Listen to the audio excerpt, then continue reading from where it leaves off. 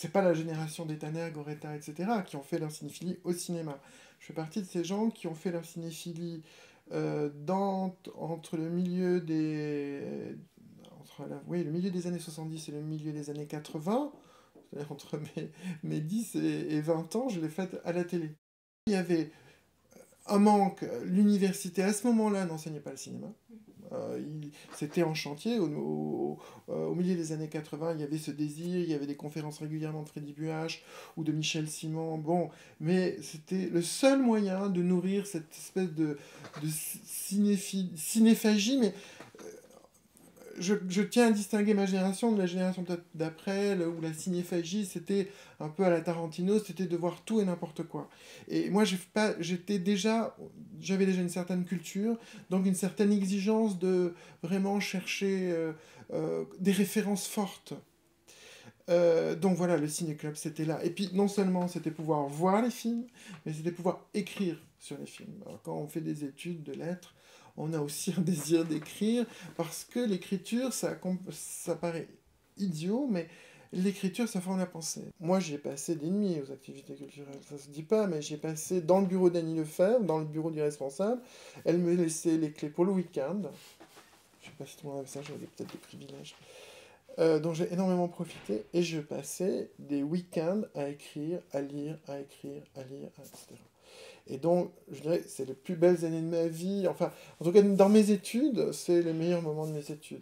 Si j'ai fait une thèse après sur le cinéma, entre philosophie, cinéma, histoire de l'art, c'est évidemment ce geste-là que j'ai voulu retrouver après. Passer de l'écriture, passer après à la critique, c'était un geste naturel, passer après à la programmation dans un festival comme Vision du réel, organiser des ateliers. Alors, à chaque fois, il y a un saut, il y a un changement d'échelle, mais c'était un geste très très régulier. J'ai pas peur de dire que ma formation théorique, esthétique, je l'ai faite au fond aux activités culturelles et à travers le ciné-club. C'est pas, voilà, j'ai pas en effet été un élève d'Albera à l'université de Lausanne. Euh, En un sens, je le regrette, mais voilà, j'ai aussi appris d'une autre façon et, et oui, et puis j'ai la chance de travailler aussi, d'avoir travaillé avec Patricia Lombardo, on le sait, qui a donné une grande importance, hein. Ça a été un moment important à l'université de Genève, pardon de donner des détails historiques, mais en lien avec ce qui se passait avec Annie Lefebvre, lorsque Charles Mella est venu et a dit, Charles Mella, qui a été quand même une figure très très importante de l'enseignement en français, a dit le cinéma est à l'égal, l'enseignement du cinéma, l'enseignement des œuvres cinématographiques c'était pas encore le cas, devait être à l'égal de l'enseignement de Shakespeare ou de Chrétien de Troyes, et qu'un Antonioni ou un Wells sont l'égal de Chrétien de Troyes ou de Shakespeare, etc. C'était super important, mais ça a été quand même compliqué. Alors, Lombardo a permis justement cette rencontre au niveau du département de français moderne. Elle a encouragé les mémoires, elle a encouragé les thèses, etc. Et moi, j'ai profité aussi de ça après mes études de philosophie. Et donc, on faisait des conneries concrètement. Mais après, on a appris à en faire un peu moins, heureusement, et grâce à la bienveillance de gens comme Annie, de gens comme Freddy Buach, qui nous ont vraiment soutenus, accompagnés, dorlotés, choyés. Enfin, c'est pour ça que je dis que c'était une époque si formidable, parce qu'il n'y avait pas qu'Annie, il y avait tout un contexte, avec cette possibilité d'inviter des gens, des spécialistes, de faire intervenir un prof d'histoire. Je me rappelle quand je fais le cycle sur les années 30, ben, j'y reviendrai, mais c'était l'idée d'un coup, voilà, on faisait intervenir un prof de l'Uni, il écrivait un texte, on avait des points de vue complètement différents qui se complétaient, on écrivait un...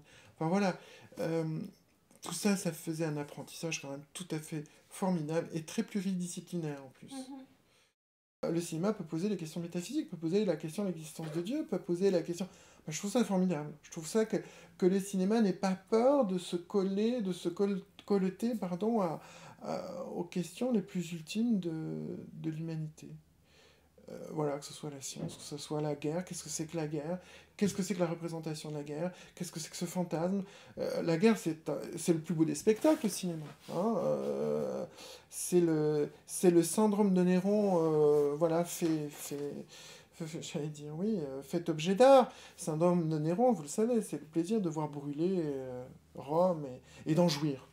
Alors, Apocalypse Now, c'est l'exemple emblématique. On jouit à la fois de l'horreur humaine et en même temps, voilà, on fait le constat d'une folie, d'une barbarie, voilà, jusqu'où l'homme peut aller. Voilà. Donc voilà, quand j'ai fait le cycle L'homme transformé, j'en avais un peu marre de ce scientisme qui dit, voilà, enfin, bon, c'est des positions philosophiques un peu difficiles, mais cette idée que l'homme peut être transformé à volonté indéfiniment, et puis voilà. Du coup, le cinéma me met, alors c'est à la fois une source de, alors, dans une autre forme de cinéma hollywoodien, cinéma du fantasme, science-fiction, etc., avec les grands films des années 30, Frankenstein, enfin bon, tout ce qui a été fait, et puis après des Cronenberg qui ont repris ce type de thème, mais on posait ces questions-là sur qu'est-ce que c'est qu'un homme, justement, dont on peut tout refaire aujourd'hui. On n'en est pas là, mais on y arrivera. On va bientôt refaire le code génétique pour pouvoir éviter toute maladie possible. Enfin, il y a des films qui ont parlé de ça. Alors justement, se servir un peu des films. Alors oui, les films ont leur qualité en soi, mais ils nous aident à penser le monde. Ils nous aident aussi à penser notre statut d'être humain aujourd'hui. Voilà, alors quand j'ai fait le cycle L'homme transformé, je trouvais intéressant de demander à un médecin qui se pose beaucoup de questions d'éthique de réfléchir là-dessus. Et d'arrêter de dire que tout ça va de soi. Ça va de soi qu'on puisse intervenir sur nos gènes, ça va de soi. Bon, ben non, ça va pas de soi. C'est une vraie question de fond. Et le cinéma, le cinéma a quelque chose de fantastique. C'est qu'il est à la fois éminemment populaire, et à la fois, il, est, il donne vraiment à penser le monde. Donc c'est ça qui est extraordinaire, c'est qu'un moyen aussi populaire puisse aussi être un lieu de véritable réflexion sur ce qu'on est, que ce soit des questions sociales, que ce soit des questions plus fondamentales. Une programmation de film, c'est pas simplement voilà, aligner des classiques ou ressasser, c'est important, des grandes périodes, le néoréalisme, voilà, ceci, cela. Mais c'est aussi s'interroger sur l'état du monde. Le cinéma, il a un rôle social et politique, et pas que le cinéma documentaire, le cinéma tout court. Donc c'est un enjeu, oui, c'est un lieu de débat, de questionnement, c'est aussi un lieu de forme, mais je pense que c'est ça. Et donc moi, quand je faisais mes programmes, je me posais toujours toutes ces questions. Ça peut paraître un peu gonflé de dire ça, ça se voit pas forcément dans les programmes, parce qu'après il y a une dimension pédagogique. Mais je crois que si on se pose pas toutes ces questions, faut faire un autre métier. non, mais non, il faut ça, il faut pas laisser. Mais je veux dire, voilà, c'est un tout. Le ciné-club n'aurait pas existé sans Buache. C'est évident.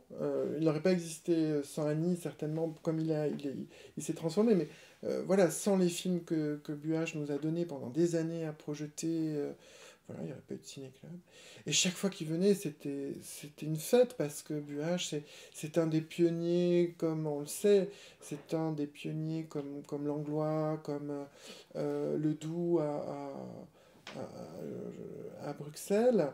Euh, c'est un des pionniers des cinémathèques. Donc, le faire venir, je parlais tout à l'heure de la dimension politique du cinéma, le faire venir, c'était non seulement faire venir un bout d'histoire du cinéma avec nous, mais d'un coup, c'était un cinéma engagé. C'était justement l'idée d'un cinéma qui prenait pied dans la cité. Et on parlait de Tanner tout à l'heure. Voilà, j'ai la chance d'entendre, de discuter avec Tanner, que évidemment j'admire et que je respecte, et que voilà, on sait tous justement cette importance qu'a eu le cinéma à ce moment et qu'on aimerait qu'il garde longtemps. Donc voilà, c'est vrai, des témoins comme ça, c'est des moments formidables, c'est des rencontres. Après, on est. Même si on partage pas tous les points de vue, on se tait, on écoute et on apprend, quoi.